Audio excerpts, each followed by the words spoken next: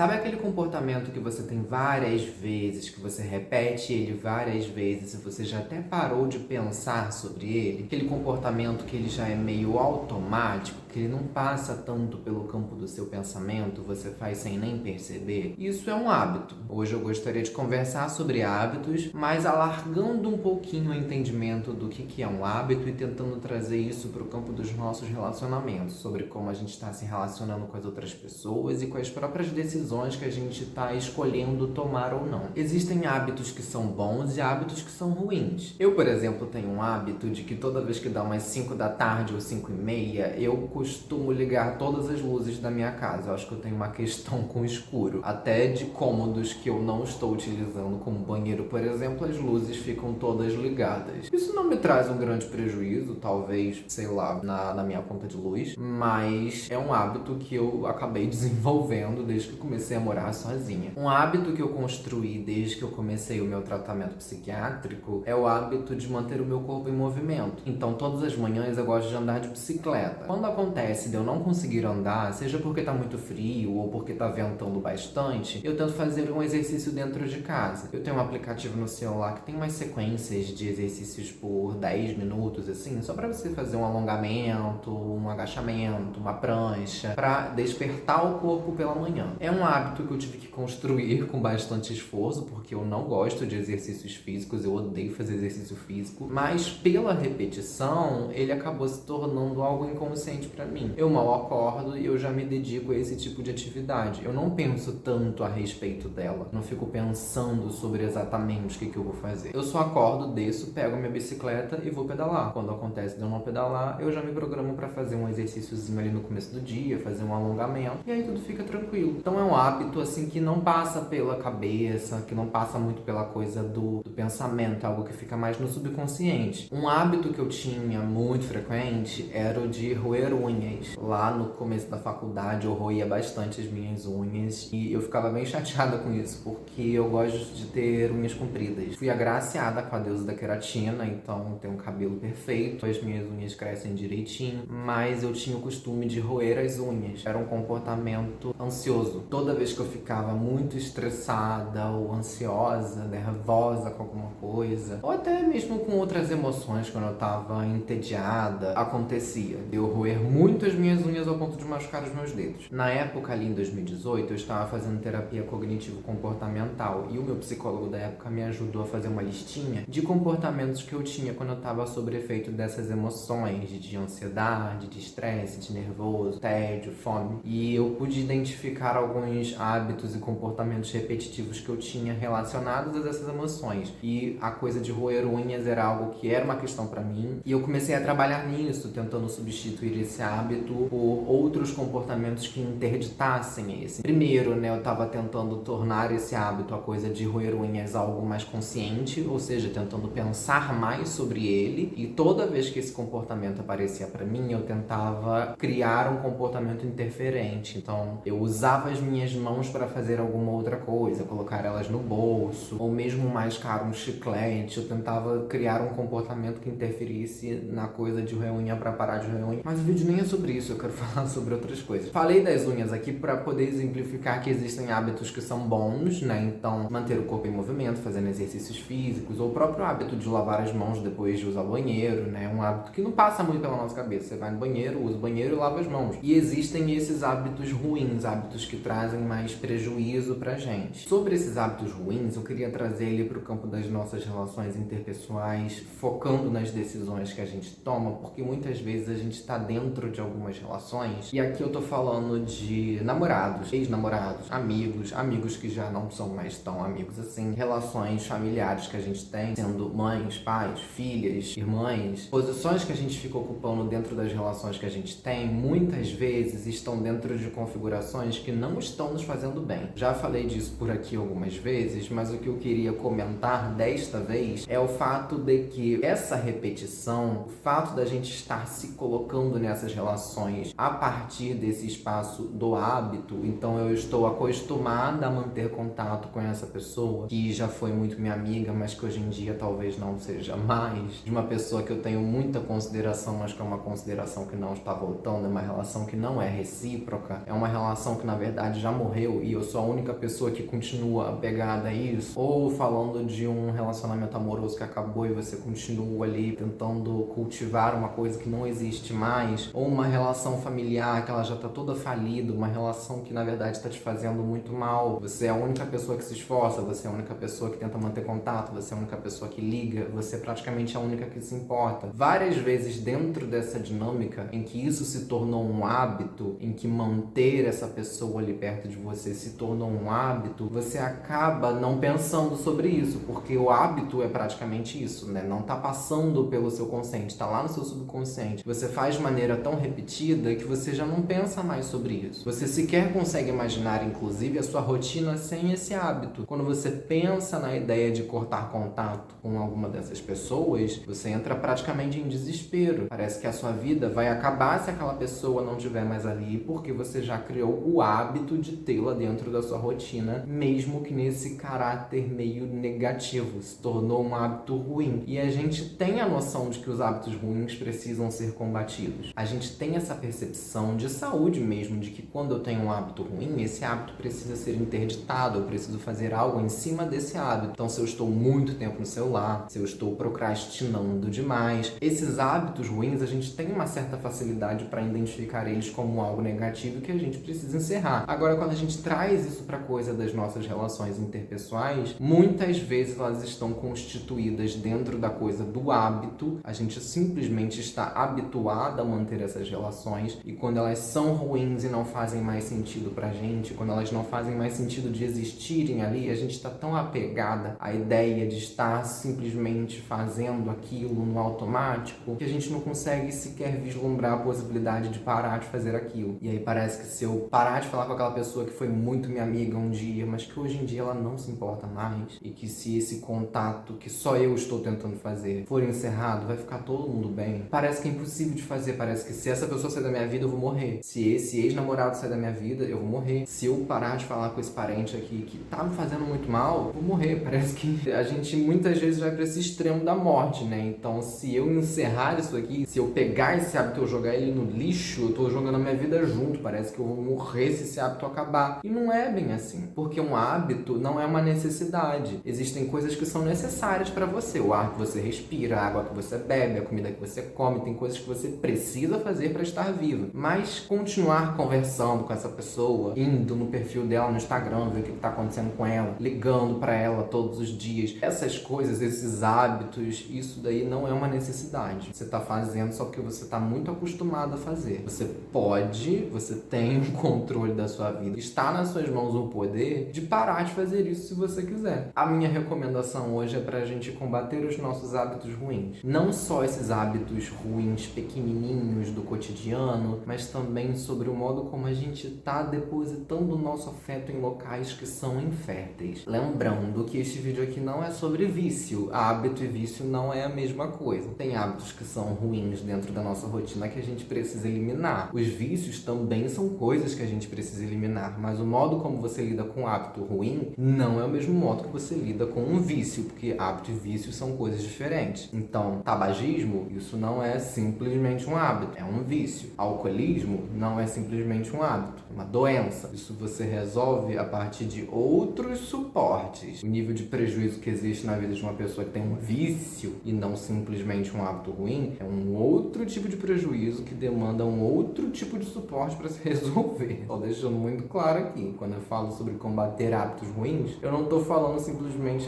pare de fumar simplesmente por pura força de vontade, porque algumas pessoas conseguem fazer isso, mas muitas não conseguem. Então, assim, se você sente necessidade de trabalhar em cima de algum vício, procure ajuda especializada. Só fazendo esse grande disclaimer aqui, porque é necessário, né? Então é isso, a conversinha de hoje foi essa.